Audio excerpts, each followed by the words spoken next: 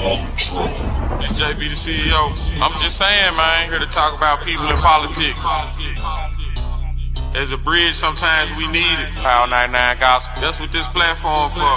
Power 99 to me. Y'all tune in and stay tuned in. I'm trying to bring y'all the information we need to build ourselves. Mobilize. It's a campaign coming up. Let me find out. Better tap in. We got movement. This who it is, baby. Finest people in politics. Finest people in politics. Finest people in politics. Welcome to People in Politics, the podcast series. I want to thank my guest today, Mr. Mickell Lowery, for being here with us. For those that don't know, he's running for office. Shelby County Mayor. I'm sorry, Shelby County Mayor. That's right. But you're currently a county commissioner, right? No doubt. Yes. All right. I want to thank you for being here today, man. I really appreciate your time. And I've been seeing a lot of things that you've been doing in the community over the years, and I just appreciate the opportunity to really sit down with you and really just kind of discuss a little bit of who you are, where you're from, what you stand for, and your motivations to run for mayor and some of the things you've done as county commissioner, if you don't mind. No, I appreciate the time. Appreciate all what you do as well, man. So it's good to sit down with you. Well, thank you. To me, it's important. Just to kind of give a little brief update with us and what we do with People in Politics. It's about bringing information to people through social media, right? And the topic is politics. And a lot of times, we have the idea that everything and I'm sure you know this, once you get to most people don't know the candidate until they get their ballot in their hand. Mm-hmm. You get what I'm saying? So to me, the objective here is to introduce the public to some of these people, that are running for office. So they can get a real understanding or more of an understanding of who they're voting for. Yeah. So, if you don't mind, tell us a little bit, tell us where you come from, how you grew up, what school you get from, what part of the city you from? Yeah, no doubt. So born right here in Memphis. So you say my first house I ever lived in is in Raleigh. Okay. So that's where, obviously my family's home still there to this day. Okay. Still in the family. Okay. That's thankfully. Good. Yeah. So that's legacy to leave behind there as well. So that's home. That's home for you. But did you go to public schools here in Memphis? Yeah. What school? Went to Craigmont. Craigmont. You graduated from Craigmont? Nah, man. I went to play a little basketball my senior year. Okay. And so I went to what we consider now like prep schools and all that kind of good stuff. My senior year, went to Mickell. High school, it's in Georgia. Okay. And I came back and played ball at Lemoyne College. Okay. So came right back to Lemoyne. Oh, so you're a magician. Yeah, no doubt. Graduated. No doubt. Graduated from Lemoyne College. So, so thankful to Lemoyne for, shaping me the person I am to this day. And thankful for Coach Jerry Johnson. Legendary Coach Jerry Johnson, for believing in me and giving me an opportunity as well. So shout out to Lamont. Okay. So locally, who did you hoop with when you was hooping at Craigmont? Oh man, you talking about now? When I was at Craigmont, you had some bona fide hoopers there. Man. Yeah. Remember Kieran Shine was hooping there? Yeah. University of Memphis. University of Memphis. Man, so many folks, man. He would start me just naming out some names, man. People like, why you ain't mention my name, man? Yeah. Boy, Drill was over there playing ball, football and basketball. Okay, what year you graduate? 95. Ah, yeah, that's right. That's the year I graduated. Yeah. Okay. Where you graduated from? I didn't graduate here. I went to Central. I went to Whitehaven. Yeah. But I graduated in Savannah, Tennessee. Okay. Which is Hardin County, and I hooped down there. Yes, there you go. So, our stories all kind of take us someplace and take us back as well. And back when you was probably at Central, my dad taught high school. Really? At Central. And at Melrose. Really? Was he at Central then? He might have been. He was there like, well, no, graduated. He was right before you because he was there probably about 88, 89. Okay. Then over at Melrose as well. Okay, so your dad was a teacher. Yeah, that's his background as well. He's a journalist, so let's start from there so that people know my dad. Yeah. He was one of the first black anchors on Channel 5. Oh, wow. Yeah. So, so that's his first love, and that's how he started his career. But he also taught journalism in schools. Okay. So before he was elected and all that kind of good stuff, that's what he was doing. Okay. Just to kind of learn a little bit more about your father, just for a second. What propelled him? Do you know into politics? Yeah, he told a story a lot when he was a journalist for Channel 5. He would have to go report on dealings with the city council and county and government. And quite frankly said, I think I can do a better job. There were things he was reporting on. I've seen disparities, quite frankly, some of the same things we have today, and seeing that there are a lot of voices being left out. And so he embarked on that journey to run for city council. And a lot of folks don't notice about, because nowadays we got social media and everything else. We know everything that goes on. But a lot of people didn't know my dad lost twice. Oh, wow. Before he won. And he went on to be the longest serving African-American in the history of Memphis city politics. Yeah. That's pretty good. But so people talk about my political journey. I tell people, if you told me I'd have been in politics when I was younger, I'd have laughed at you. Just because I saw my dad lose twice, right? And I was saying, well, who wants to go do that? But I tell people all the time that was a lesson in kind of perseverance and resilience. And obviously, keep moving something you believe in. And obviously, having an impact in the community and wanting to give back. So extremely proud of the legacy that Myron Lowery. Yeah, he did. I used to work with Mr. Lowery when in the city. I used to work down at City Hall, and I would see it and come in there a lot. And I would talk to him, and he was always a humble guy, very engaging. He would talk to you and kind of inform you and give you knowledge about things. And he was open like a book. Yeah. He really was. When you get to talking to him, and that's one of the things, because sometimes you have certain people that are politicians and they standoffish. They don't want to talk to you too much unless it's required. But as I seen him in the hallways of City Hall, he will always be open to have a conversation with you, explain certain things to you, and he wanted to always see you do good. So I appreciate I always respected your father. I always respect your father in the years I worked there. So what was that moment for you that said, okay, I'm going to get into politics? Well, I probably think where the light went off for me actually was at Lemoyne College. I was student government president. Okay. At LOC. Okay. And being student government president obviously got me into rooms where people were making decisions or having conversations about our community as well, especially South Memphis, because of the light that Lemoyne shares on the area and being an anchor in the community. So being involved in those kind of conversations, and obviously having to speak up for all of the students when it comes to being the student voice to the administration, that also helped me be on the board and everything else as a student government president. So that's where it started really, okay, I want to really continue to be involved in these type of conversations, be involved in what happens in our community, and be involved in, kind of shape how those things are being done. And then as you travel to other cities, you always say, well, man, why didn't Memphis have that? Yeah, I do that all the time. Yeah, we do that all the time. Or that would work well in Memphis. We see something, we've all done that. And so that kind of way of thinking that says, okay, it can happen in our city too. We just got to have folks who have the wherewithal, want to be involved, or want to bring something here as well. So that's where it started for me. Okay. What did you study in school? Man, my undergrad was in business management. Okay. Yeah. I tell you a quick story though. I went to college thinking I wanted to be a chiropractor. and that's just because I had a mentor that was a chiropractor. Okay. He drove a nice car and went to basketball games and everything else. And I just said, hey, whatever you do, I'm gonna do that. Okay. Like you got a good life, do what you do. And so I remember he told me at one point, he said, Mickell, if I had the business aspect of this down, it'd be great, right? Because he had obviously the medical aspect of it, but he said, if I had the business aspect of this down, he had papers all on his desk. He said, it'd be great. I said, okay, great. I'm going to go to college and get a business degree. And go to chiropractic college. Typical with any degree. Obviously, things you got to take in it. But once I got to Lemoyne and realized how much science was involved in that, I said, wait a minute. I don't very much like science that much. So I realized what attracted me to that was the entrepreneurship, was the business aspect of it. And so, that's why I decided to focus my efforts in business. And, along the way, I've had businesses, closed businesses. I've been an entrepreneur as well. I've worked in large corporate entities. So that's what really excited me when I really got into it. But I thought I was going to be a chiropractor at one point until I realized, zoology and all that kind of stuff is not what interests me. So shout out to all the chiropractors out there. Yeah, sure enough. So no, that is a tough one to get into. It's a lot of science in there, it really is. So when did you initially start campaigning, and what did you first initially campaign for? Is it position that you in? Yeah, no. So I got my start with the state executive Democratic Party. Okay.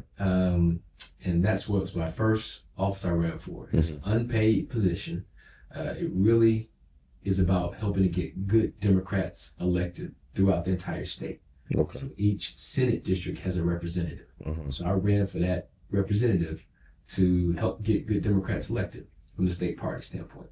Okay. That's where I started. So hold up, stop there, because that's something new to me. Yeah. So you said like it's like how do you apply for that, or how do you find out about that? Yeah. What is it's on the ballot. It's called. No one pays attention to it because again, it's like way at the bottom. Again, you don't pay for that. Every Senate district has an executive committee man and an executive committee woman. Is there like a statesman? That's a little different though, right? So what this does, it makes up the state party. Okay. So for both parties, so the state party from the Democratic Party that's made up by the people that you elect in those Senate districts across the state. Okay. So I ran for that and represented Senate District 29. Okay. And so that's where I started politically. But but before that, I talk about just the roles I've had in our community as well. Okay. You know, I was also chairman of the Memphis Housing Authority Board.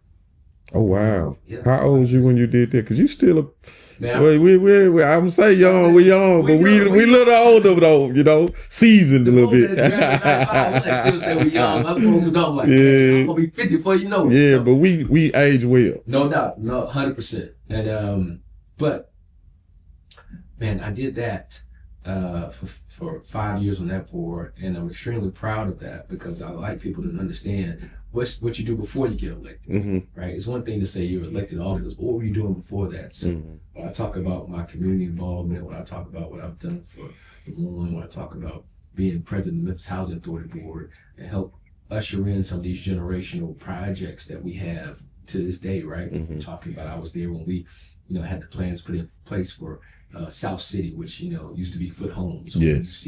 We used to be Lemoyne Garden, which I used to have to run around for conditioning practices for Robert Liscombe. Yeah, no doubt. You was up under him. Robert Liscombe was the executive director when I got there as well. Was also, vice president at Lemoyne College when I was a student. Okay.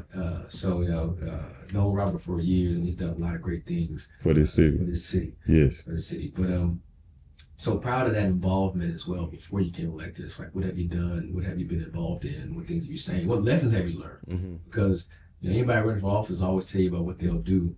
Don't necessarily tell you about what lessons they've learned along the way and things of that nature. So I've been involved in multiple things when it comes to that, to see the development of our city and county and learn some valuable lessons that should be taken forward and helping us continue to grow. Okay, that's good. I never knew about the MHA though. MHA, that's they're not as prominent as they used to be doing. As they've changed so many things. Like you said, with South City, all the projects is pretty much gone from now, and they've turned them into community living, community housing, which is important. Yes, because housing has an impact on culture. Yes, right. What you see every day has an impact on how you'll be in everything else, just like schools and everything. So, and you want your housing authority to probably not be a prominent thing. You want it to be efficient, to help people find homes and housing, and it plays such a critical role. But you're right. We used to have, Dixie Homes, Garden, Foot Homes, and you name it. Now we have places with community housing that hopefully that people live can be proud of.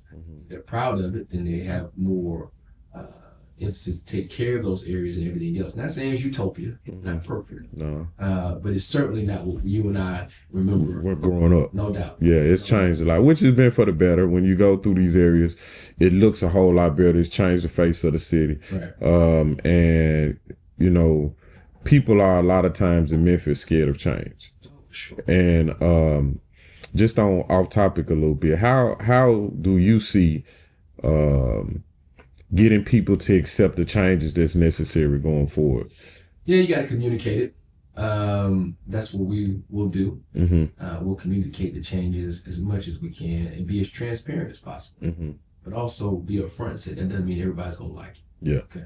I got to cast a vision for our county, not for the next 4 years, for the next 25 years, Yeah. and what that's going to look like. How is that environment going to look for our young professionals who want to live here, and how we're building a progressive community? I talk about my youngest daughter is 11 years old. I want to be when she's a young professional. And she makes it a choice that she wants to be in this community because of the amenities and it's thriving and it's in a place that she feels safe and everything else. Not to say that every city will have issues, but to get that, you're going to have some culture changes.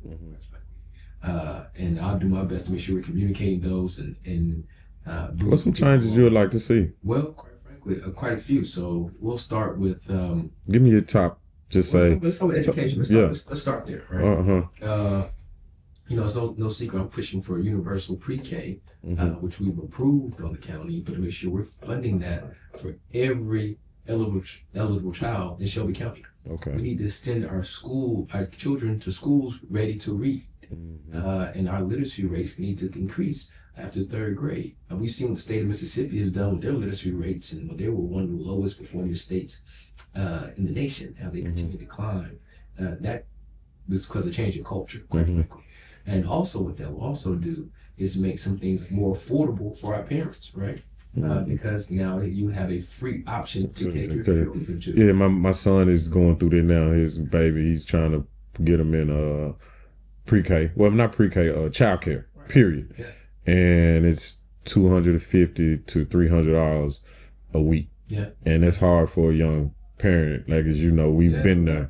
So, I get that. I get that. So you said something about funding, and how do you see that even it's not being funded? What, as the mayor, because funding is one of those things that Shelby County just got through going through, or they're still going through with it not being, things are not being funded. If it's districts, if it's areas, or whatever the case may be, funds are being withheld. So how do you see making those changes and changing the narrative as far as Memphis being broke? Well, for lack of a better term. Yeah, it has to be prioritized through the budget process. And that's where you got to have a county mayor that works well in hand with the county commission. And I've seen that firsthand, right? I didn't know about this process before we were elected. Quite frankly, there's no manual that says this is how you be a county commissioner or anything else, right? You have to go learn the system and learn the processes. And what I know is that relationship with the county commission and the mayor is paramount to getting anything done. And so you have to be prioritized that through the budget process. But also too, you have to cast a vision showing for its long term, because there's only a certain amount of money we have. Right? You just can't fund everything. Can't write a blank check. You can't do that. You can't do it in your household. Can't do it in government. Can't get what is not there. That's right. So we got to be intentional about how we go about that and setting multiple budgets in place for years to come of how we get to that number as well. Also creating the culture for whoever comes behind you, because you don't sit in these seats forever.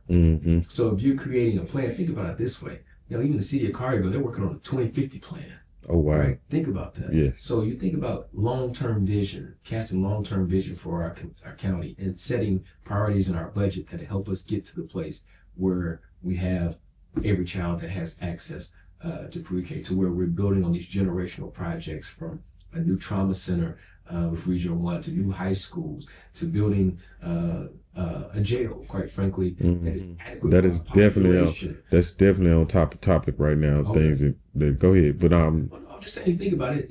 Since you leaned on that, the jail was built almost 50 years ago, right? Our population has changed in 50 years, don't you think? Yeah. The population of the jail has increased over 50 years. Yeah, right. So we need a jail that's commensurate with that, and also too, we also need one that speaks to not only incarceration, because we have to make sure we're doing that as well, but also tools that speak to rehabilitation as well, right? Nothing about tool unpopular says anything about rehabilitation. We have some programs here and there, but we really got to lean into that, because the people who want to change their lives, we got to create an opportunity for them to do so, because if not, we just perpetuate the same cycle over and over again. Because one thing about being arrested, you can be arrested, but one thing is sure you're going to get out as well. Yeah. So if you don't have an opportunity to take advantage of some things that help change your life, then we're just doing the same thing on and over. Repeating the cycle is all. It's a culture change that we got to come into that as well, because those folks are our responsibility. It's not safe for the people who work there either. They still belong to the city, though. It's responsible It belongs to all of us, right? It belongs to the county. Yes. Right? When you think about that. So that's our responsibility when it comes to that. Keeping people safe is our responsibility, but also making sure in county-owned facilities, which is the jail, that people have safe conditions to where they reside. So just speaking of that on this little topic, it's so much going on with it right now. That's been in the news a lot lately, and it's a lot of things that have to be sorted out, whether it's having judges or they just brought federal judges down here to help with the caseload. You got repairs that need to be done to it. You got all these different things. And then on top of that, it's apparent that it's a broken, dialogue or a broken connection between the current county mayor and the new sheriff, right? I mean, the current sheriff. And that has affected the relationship of the whole process, right? So I know you're trying to get in this seat, and it's a lot of people running for this. Yep. But have you, and sometimes when you're running for office, and this is kind of a two-part question, but you can kind of attack it how you choose. You have a lot of different people that are running from office in county. In the mayor's situation, you have a lot of people running for office in in the sheriff and the mayor, right? So having the ability to kind of have these conversations, and by you being on the county commission as well, you're able to have these conversations about numerous topics, right? With different people that are running and are not running and are in office and will be going and coming out, and trying to formulate some type of plan in dealing with these issues. And it's not just about the jail system, but it's also about like you said, the hospital, the education, because that's a big issue right now, and new people getting in there, or maybe not. So how are you having these conversations with these different people and trying to, because one thing I say about Republicans, and it's a lot, but I want you to have a good idea of how to approach this. They are together in what they're discussing. They come together, they have they're cohesive in their framing of everything. And then they come in with a plan of action, right? They've already put certain things together, and everybody's behind it and goes forward and they do it, no matter who it helps, hurts, or whatever the case. So how do you, going into the mayor, and you're going to have to work with all the counties as well, all the cities in the county, how do you see bridging that gap and bringing that cohesiveness, not just on the jail topic, but on multiple topics. So I call the job of county mayor chief relationship officer. Yes. Because that's really what it is. Yes. Because you got all these, as you mentioned, countywide elected positions. You got trustees, you got a sheriff, you got clerks, and everything else. Mm-hmm. None of these folks report to the county mayor, but it's the county mayor's budget at the end of the day. So how do you get everybody on the same page, same mission, to making sure that we all have the same goals in place? Now, that doesn't make it's going to be a utopia. Right? Doesn't mean that we'll never have any disagreements, but it also means that we're going to be able to work out our disagreements in the right settings. And that's something I know I can do, and quite frankly, I've done it. I've been chairman of the board for a county commission. We got historical things done when I was chairman that you needed Republicans and Democrats to be on the same page. Number one was getting that funding approved for Region 1, those 2 new high schools. I was budget chair as well. Again, had to work not only with our administration, but the sheriff, the trustees, and everybody else to understand where our money's coming from and how to get everybody on the same page from that. And so I know I'll be able to do that. I've done it in other aspects, but also I've done it in my career. Like I tell people, I'm not running for county mayor because I need a job.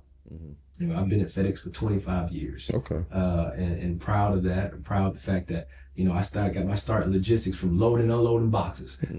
I've done every job, and quite frankly, proud of the career that I have and the responsibility that I have there as well. But I've taken that same responsibility and same experience in the corporate sector, how you get decisions, how you get things done. You got to take that to government as well, because it's still a business. It's a business of government. It's right. It's a business of government. It's a little different because obviously, if you got a business, you can say, we're just going to charge more prices. Yeah, but you have to answer to the public. You got to answer to the public, and you got to work within the confines of your revenue. Gotcha. And how do you do that? How do you get everybody on the same page for that? And then how do you go build relationships with our state and everybody else to make sure that we can get influx of revenue when we need it to get resources that have been so longly not been given. Yeah, we've been neglected for a while. They ciphering money for us and keeping it for themselves. But you got to help people understand. Okay, so maybe we're talking a different language. Let's not appeal to what we want you to do because it should feel good or what we know was right. So let's get back and talk about what's important to all of us at the end of the day. That's population growth. Our entire state needs that. We can't have the second largest metropolitan area, which we are, have a population decline. We're competing against states. We're competing against Mississippi and Arkansas that are right on our border. We know people that we all, got good respect for, love, good friends, probably, and everything else. But they live in South Haven. They live in DeSoto County, where maybe Olive Branch. They may live in West Memphis. And the reason why that's an issue for us is because those communities were built on the back of Memphis and Shelby County. Yes. Because they fly out of the Memphis International Airport. They come downtown to go to the Grizzlies games and everything else. They use the amenities here, but then they go home and pay the property taxes in those other states. And if we continue to let those communities thrive around us, we'll continue to see our population decline. And quite frankly, only one of the reasons that we can still have a no state income tax in the state of Tennessee is that we have the right population growth when it comes to that as well. So that's important to all of us. So you got to have someone that can go make that case, not only to our county, but to our state and everything else, that has a wherewithal to get those things done, that has some experience in that as well. So I'm optimistic about that. I know we'll hire the right leader. Notice I say hire, because I'm trying to change the mindset of some folks. It's not about who you elect. When you think you elected somebody, you think you just put them in the seat and you forget about it. If you think you hiring someone to do a job, that means you're expecting them to do day-to-day work.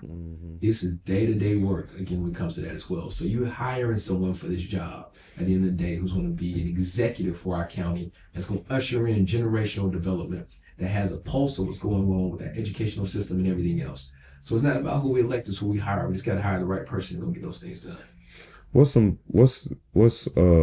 of your biggest challenges you will see as being county mayor? Yeah, so right off the back, we'll start with education will be a challenge as well.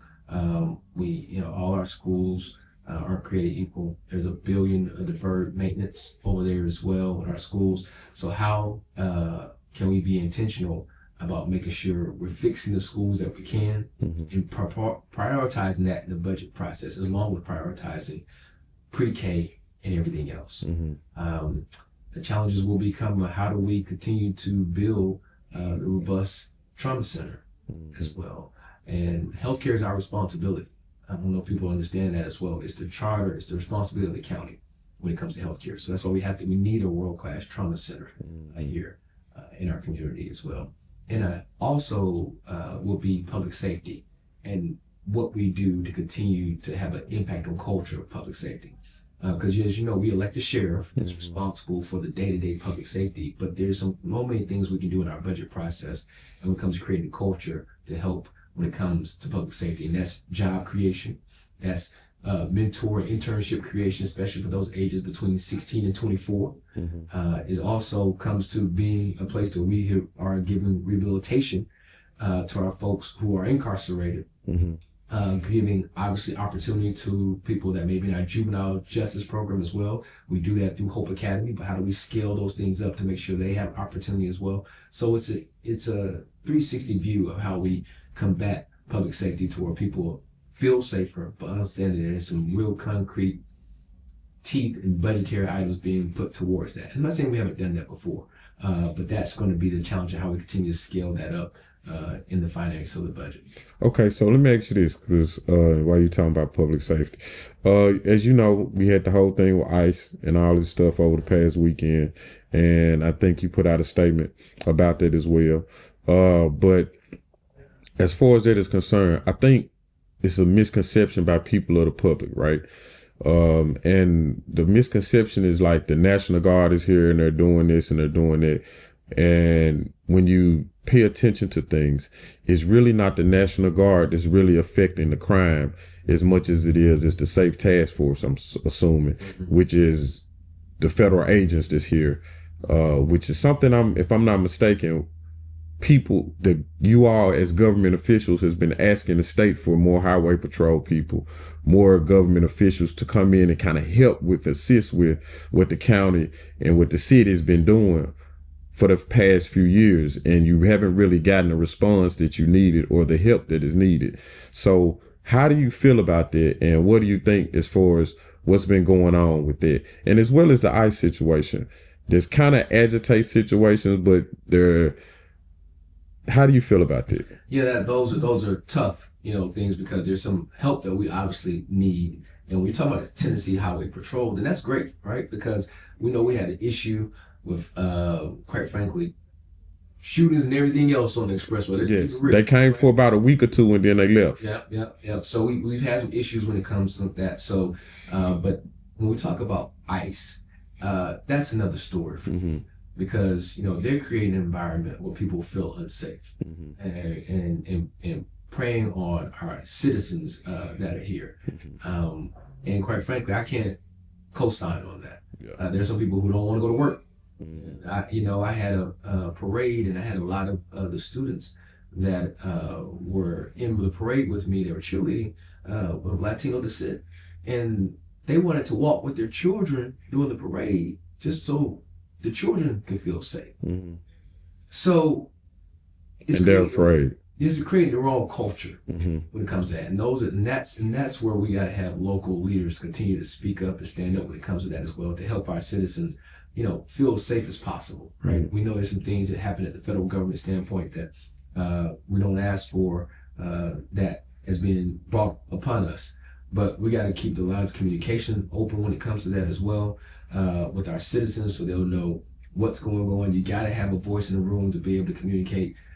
This is what we're doing. This is no need to feel afraid about going to work, wherever it may be. And you got to give some folks hope when it comes to that. So having the help from our state is great. Highway patrol and everything else. Quite frankly, if we needed some help from FBI agents and everything else to help solve some of our crime and everything else, so be it. But, having militarization in our communities is something I don't think anybody asked for. I'm glad to see that when we do see National Guard, for the most part, what I've seen is they've been accompanied by a member of MPD or the sheriff's office as well, to show that there's really some local folks with them as well.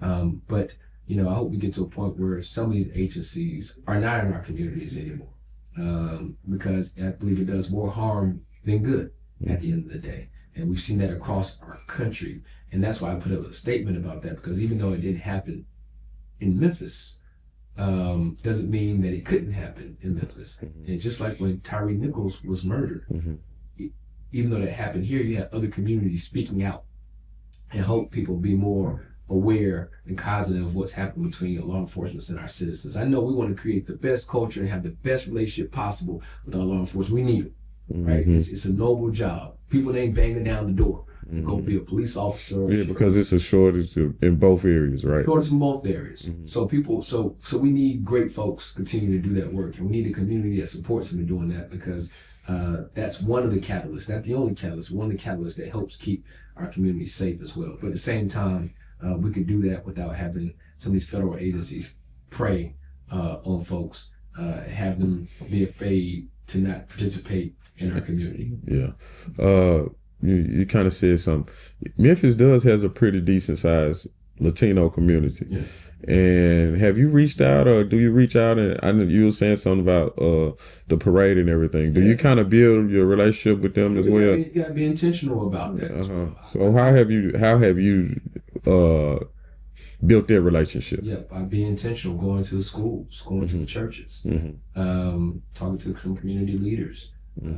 It wasn't by happenstance that when we did a parade that we got a cheerleading group with predominantly Latino students. We wanted to showcase that diversity in our community as well. What I believe that builds any great city is diversity of its constituents, diversity of citizens. You think about going to certain cities, they got whatever it may be, right? Whatever culture it may be, they got that town or whatever it may be, that neck of the woods or whatever that may be. I don't care if that's Little Jamaica, I don't care if that's a Caribbean, whatever that may be, right? But that makes up the culture and the beauty of an area where there's the culture there, there's food there, there's stores there. Where because when you go to other cities, and me just thinking of it, they have that cultural diversity. And I think that has affected their cities in a lot of ways to be able to grow and be able to have access to, knowledge of interacting with each other. Because Memphis, when you think about it, it's small, right? Everybody knows everybody. Everybody's connected by a family member somewhere, right? So being able to have some lack of diversity in a lot of ways has pigeonholed Memphis in a lot of ways. And part of that is because, for one, we can't keep people that come here to stay here, right? And then we can't, we're not inviting people into the city because the image is so negative about Memphis being such the tough city, right? So, and we wore that as bad as an honor for a long time. Yeah. So how do you see bringing people back to Memphis? Because and this is another part of it too, with Mayor Paul Young, right? I see he's trying to change the image because part of it was he actually brought the law enforcement into the room and really kind of opened himself up to negotiating, talking, and trying to build a relationship with that process and catching it from the beginning, as opposed to being victimized and just having to accept it, right? So, but his thing has been bringing more people and changing the image and embracing the city as a whole. So, two parts. How's your relationship with him, and how do you see changing the narrative of Memphis and what's going on with it? Yeah, I have a great relationship with the mayor, but also I have great relationships with all the municipal mayors. Okay. Right? Think about it. We've got municipalities in Shelby County, and the county mayor should be working with all those municipal mayors to make sure that we're growing our population. So you got Carville, Bartlett, Millington. Go ahead. I'm just thinking of. Well, see, now we got to start off again. So you got Memphis, Millington, Arlington, Bartlett, Carville, Germantown, Lakeland. Okay, and you'll be over all of those relationships in a certain way, right? Well, the county mayor is a leader when it comes to that. And I don't mean high, superior, but it's just the managing of the relationship. Well, yeah, that's what the county mayor should be doing, right? To helping, it's the highest ranked elected official in the region. Okay. So it should be working with all our municipal mayors to figure out how we work better together. How do we get out of our silos? How do we compete regionally at the end of the day? And so that also, once we start doing some of those things, that's also going to play a part in culture. People will see us working better together when it comes to those things. People will see us finding whatever efficiencies we may have when it comes to our government in total. People will see that we're intentional about the environment we want to create, the culture we want to create. And we got to hold on to some things that we know to be true when it comes to our soul and everything else, and great food and culture and everything else. But also, too, we got to get away from some things that we probably thought were badges of honor, which are not, because that didn't attract folks. And we can be honest with ourselves about that. It takes some leaders to stand up to that and say that as well. We got a great history when it comes to art and music and culture. We should be leaning in the fact that we're one of the largest urban, communities, quite frankly, in the nation. We should be leaning to that, leaning as a badge of honor, but also a badge of honor that should be an influx of professionals that work here as well, or be the opportunity to have work and employment. That's what needs to be paramount. You create a community where there are jobs, where there are well-paid jobs, and people want to be there. That's the reason why people want to live in certain cities like a Charlotte or Austin. I'm talking about cities that are very much up and coming. We always talk about Atlanta and Houston and Dallas and those kind of things, but think about cities that are continuing to have population growth, and because they create an environment for that. There's industry there from there. There's opportunity there. So we got to utilize what we have here and utilize these generational developments to help attract that industry as well. Okay. Yeah, that is true. And I see that you've done it. Let me go back a little quick question. What actually with the county, with the the district that you're currently in, what area is that exactly right now? Oh man, District 8. And listen, I think it's one of the most diverse districts in Shelby County. And what area does that cover? So yeah, it covers parts of South Memphis, parts of Frazier, parts of North Memphis, all of downtown. So that's kind of large. Well, they all are large. You got to think about it. It's 13 of us, and we are all responsible for areas for up to 75,000 people at least. And so all of our areas are pretty vast. Okay. And what are some of the greatest accomplishments you feel that you've had your hand into since you've been in office?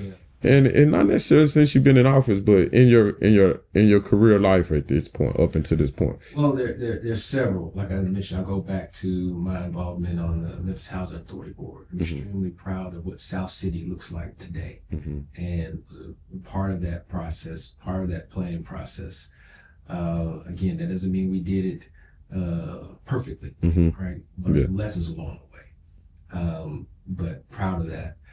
Extremely proud that we're going to have a high school in Frazier, the area I represent, which haven't had a new high school in decades, and that was always been a forefront. So shout out to the mayor's administration for having vision for that as well, and that way he was able to get that done, working collectively with the county commission.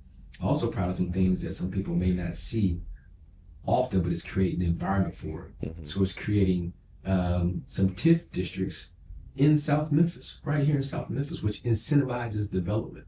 So TIF, what's TIF? Explain it for a second. Tax increment financing. So what it does, it incentivizes development. Okay. So you think about what you may have seen in like Raleigh Springs Mall, when we used to be the Raleigh Springs Mall, the town center and the library over there. That's those are catalysts what starts that type of development. Now you see restaurants and things of that nature over there, and you've seen that through other places in our community. And so I was really proud that we got one approved for South Memphis, because that will help strong development in our area. And again, that's not something you see overnight, but you create the environment for it as well.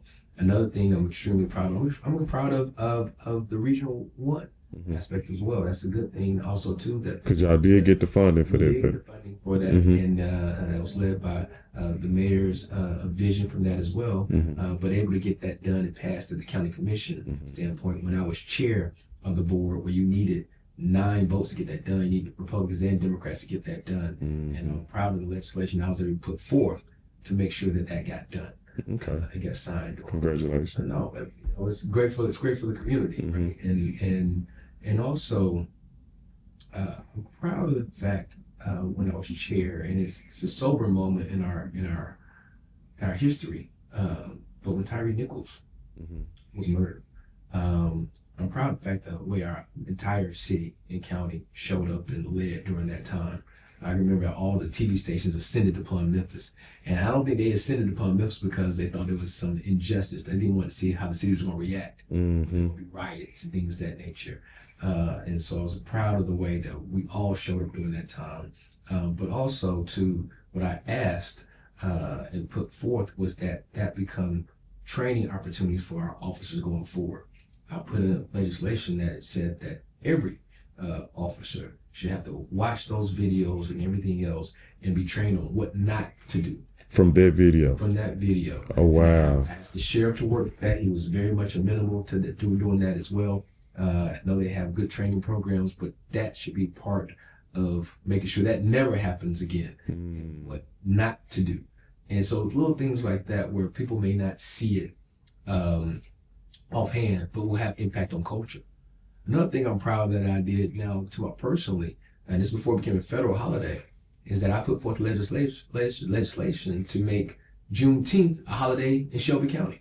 So it was a holiday in Shelby County before it became a national holiday. Wow. And so I did that, and I was proud to be able to do that. So that gave our employees, obviously, the day off when it comes to as well, because recognizing what Juneteenth should be. Then, of course, sometime down the road here, then it became a federal holiday. So now it's a federal holiday for everyone. But it was a holiday here first. A lot of folks in Shelby County maybe not remember that now because it's a federal holiday for everyone. But we had it here first for our employees, and I was proud to be able to put that forward. Okay. Yeah, I didn't think about that. So let me ask you this, because you said something about the Tyree Nichols, and they're still going through that, right? They're still going through it. The officers are still going through the courts process, and it's kind of a stain to a certain point on how things turned out and all this stuff. But around that time, and I give DA Mulroy, he's had a tough, rough job since he's been in office, because you had the Young Dolph murder around the same time and all this stuff that's been going on with it. So just give me a little idea of what do you think, how can you being mayor and things like that, how can you affect some of the changes and going forward, and how you want to affect some of the changes, because this stuff is still being dealt with, and what you would kind of like to see come out of some of these things. Yeah, it's just the culture that we create as well. Our citizens need to see a leader that is in our communities day in and day out, just not downtown when it comes to that as well. We need to make sure we're talking about things we never want to see happen in our communities again, such as the incidents we mentioned as well. We got to create an environment for it. And so that comes from creating job opportunities, better systems for our educational system, and quite frankly, building a community that's healthier as well. We don't talk a lot about physical health and mental health. A lot of the issues that some of our people have in our community come from not only physical health. Trauma. There you go, trauma. Yeah. And so we got to be leaning into that as well. We're doing that to a certain extent, but also too, I want to see more of our clinics be in our inner cities as well, because sometimes the only time people get healthcare is when they go to the emergency room. By that time, it's too late. Yeah. You know, a lot of people aren't blessed to have or have the privilege to have a primary doctor, OBGYN, or whatever else. We got HIV rates in our community that are extremely loud. We don't talk about it enough. Just like we tackle public safety, we need to be tackling that as well and talking about it and celebrating as numbers are trending down. Is anything else? If we're intentional about it, we can do that as well.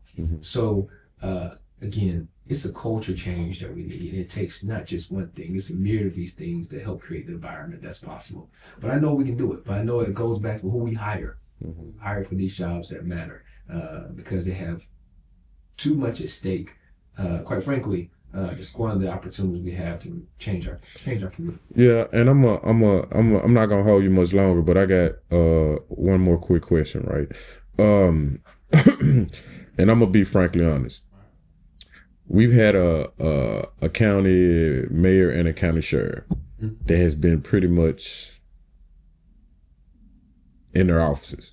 Okay. You don't see them in the community, right? Yeah. One thing about Mayor Paul Young, whether people like him or not, he's in the community. Yeah. You see him out here, whether it's at Grizzlies game, where it's taking out the trash, or whether it's at a board meeting, whether it's pulling influencers in. He's trying to tap into everyone and everything here, right? So with Mayor Harris, we haven't seen him much of it all until it's time to get on the news. With Sheriff Bonner, we haven't seen much of him unless he's in some type of meeting. And I'm not trying to bash anybody, but as a citizen, I know what I've seen and not seen, right? So how would you work with the sheriff and other leaders about because the county, when you think about this, the county, whether it's whatever you're doing, you're not as into the public eye as maybe the city is, right? Just like you was talking about Lakeland, Arlington, Bartlett, Millington, all these different cities that are outside of Memphis. You see Memphis as the highlight for everything, but the county has a different image than what the city has. So how do you protect certain parts of it, but also expose more engagement of it as well? Yeah, I'm glad you asked that question, because I mentioned this at a forum as well. And as I talk about the community, what I am going to do, the people hiring me for this job, I'm gonna have a mayor's mobile unit, a mobile office that goes directly into our communities. So on that given day, if I'm doing business, then whoever I'm doing business with got to come pull up in Frazier. They got to come pull up in South Memphis, wherever it may be. I'm going to be a visible part in our communities, because you're right, people need to see it more. Yeah, because it's like we don't see the county or none of that. It's always Memphis taking the heat, Right. but Memphis sits in a county that has just as much resources as not the city. Yeah, more. Yeah. And so that's why all of our municipal mayors, including Memphis, need a strong partner in the county mayor's seat. And again, like you said, I don't begrudge anybody that's had the role. My job is to go elevate the role. That's what I tell people. I'm term limit when it comes to my county commission seat. Somebody's going to come behind me, and I hope the person that comes behind me elevates the role. Yes. Right? I'm going to plan to go elevate the role of county mayor, and I'm going to be more than visible. I'm going to have a mayor's mobile unit that conducts business in our communities, often on any given day, so people can see and come out and have a conversation when it comes to the county mayor. And again, that's just changing culture at the end of the day. That doesn't mean you're trying to overstep when it comes to our municipal mayors. They're executives as well. They have the opportunity to lead their municipalities with their aldermen or with their council people and everything else. But the county mayor should be convening everybody towards see that we're competing regionally, that we have a regional approach. It's no longer silos. What's happening over here, what's happening over there. If we're going to grow, we're going to grow collectively together. And that's the kind of role the county mayor plays, and that's the role I plan on playing. Great. One more question, because you being county mayor, you said something earlier about working with the state. Yeah. And what is your agenda with going to the state? Because what you said and what I agree with is we've been left out. They're siphoning our money. They're keeping it for their business. Yeah. And they're building up Nashville, Chattanooga, all these other in these rural areas. What is your agenda when you go to the state and talking with some of the state legislators about what are you wanting and asking from them to help the city of Memphis? Quite frankly, I'm really asking for the resources and the revenue that we need to make sure we have the best educational system possible, because it's under invested from a state standpoint. The generational projects that we're going to be responsible for. And let me just think about it this way. The state of Tennessee is helping to build a performing arts center, like $200 million in East Tennessee. That's good. I'm going to be performing arts. They're helping to build a $300 million garage at UT. Okay. All right. Maybe that's needed. They're going to be building a $2 billion facility, stadium in Nashville. Yeah, I noticed we got a little piece of money for three different stadium, the Liberty Bowl and FedEx Forum, but they got $3 billion up there. That's right. And that's great. We want to have a thriving sports community, but we haven't gotten money for hospitals yet. We haven't gotten the money that we need to see for our education schools yet. And so we got to make sure they understand that why that's important, because we can't have, again, our population decline at the end of the day. That's what's important to everyone. We got to make sure we create an environment that we're ready for this growth that we have. So that's going to be my ask work from the state. And quite frankly, if you don't want to do that, then give us an opportunity, give us the ability to put tolls on our roads that lead to Mississippi and Arkansas. Because quite frankly, those communities are continuing to grow and build up all around us. And they're utilizing the amenities in Memphis and Shelby County. So if we can't do that, then let's push for putting some tolls on some of our highways and our roads that lead that, so at least we can pay for some of these roads and pay for some of these things that goes influence, can have maybe tremendous impact on our area, just like potholes and everything else. Give us let's figure out some way creatively to build revenue. And we'll do it on our own. Just give us the wherewithal to do it. But you got to have a leader that can go build those relationships and make those cases. Okay. All right. I could talk to you for a while. Yeah, but most of all, I really appreciate you taking the time to sit with me. And I look forward to hopefully sitting down, talking with you again. I wish you the best. Thank you. I appreciate it. Going forward, I think me personally, I think you're a very stand-up guy. And I'm glad to see you and your wife. I went to school with her. She used to actually stay next door to me. How about that? Yeah. What school? Havenview? Havenview. I went to Havenview with her. Okay. Oakshire. Yeah. We stayed in the same apartments right next door over the years. And I look at y'all pictures and I see y'all being in love and being a happy family.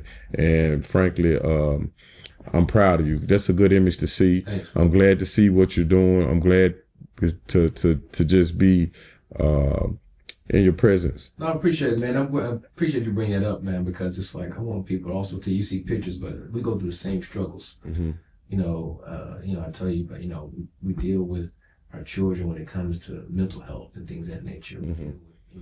Yeah, because I seen you said something about your daughter having autism. Autism.